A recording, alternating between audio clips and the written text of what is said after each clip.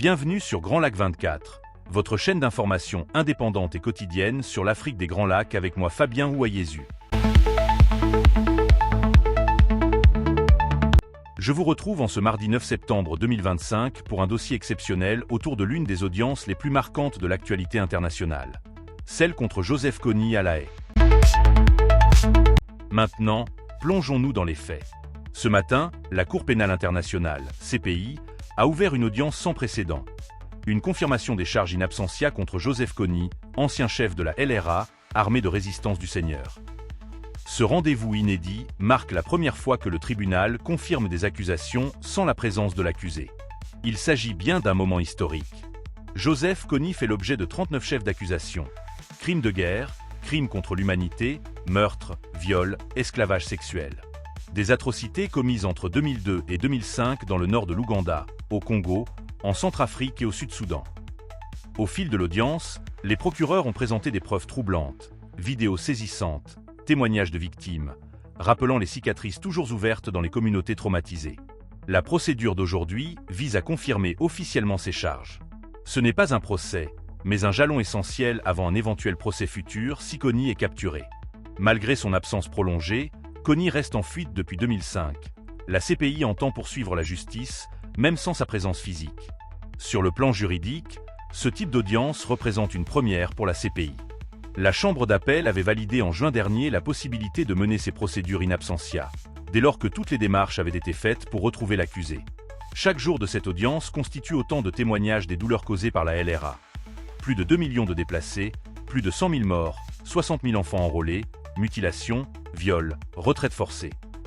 Les victimes semblent sans voix, mais aujourd'hui, elles ont un visage dans les reportages. Dans la salle d'audience, les avocats de la défense dénoncent l'atteinte au droit à un procès équitable. Comment préparer une défense sans la présence de l'accusé? S'interroge Peter Haynes, avocat de Kony. Mais le tribunal avance, déterminé à confirmer les charges.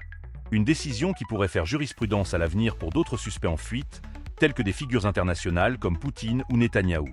De nombreux citoyens ougandais suivent la diffusion dans des salles publiques, notamment à Gulu, dans le nord du pays. Là-bas, les survivants expriment un mélange de satisfaction et de frustration. Ils espèrent voir Kony en personne dans le box des accusés, même si ce n'est pas le cas aujourd'hui. Pour bien comprendre l'impact de cette audience, remontons aux racines de la LRA. Depuis les années 1980, Joseph Kony s'est imposé comme un leader violent, prétendant fonder un État basé sur les 10 commandements. Son groupe a terrorisé le nord de l'Ouganda durant des décennies, s'étendant au Congo, au Sud-Soudan et en Centrafrique. Kony est aujourd'hui l'un des fugitifs les plus recherchés au monde, toujours protégé par l'isolement géographique de zones instables.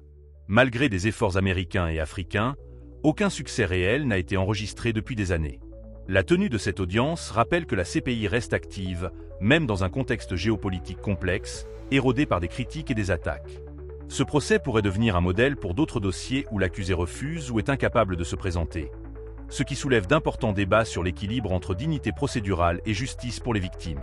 Contexte local, Ouganda. Ce jour aussi, en Ouganda, un professionnel de santé d'une clinique en milieu rural fait face à une nouvelle crise humanitaire silencieuse. Les coupes de l'aide américaine, USAID, menacent la viabilité des soins dans de nombreuses régions. Au Goro Medical Center, le technicien de laboratoire Aurak Simon continue de travailler malgré la chaleur torride, au-delà de 38 degrés Celsius, et le manque de ressources, pour aider les patients souffrant du paludisme ou d'autres affections courantes. Ce rappel du quotidien ineffaçable des communautés en zone fragile complète utilement notre couverture. Nous voilà à la fin de cette édition approfondie du 9 septembre 2025 sur Grand Lac 24. Un grand merci de rester informé avec nous dans cette quête de vérité et de justice. Abonnez-vous pour ne rien manquer des actualités, grandes comme invisibles, qui façonnent notre région.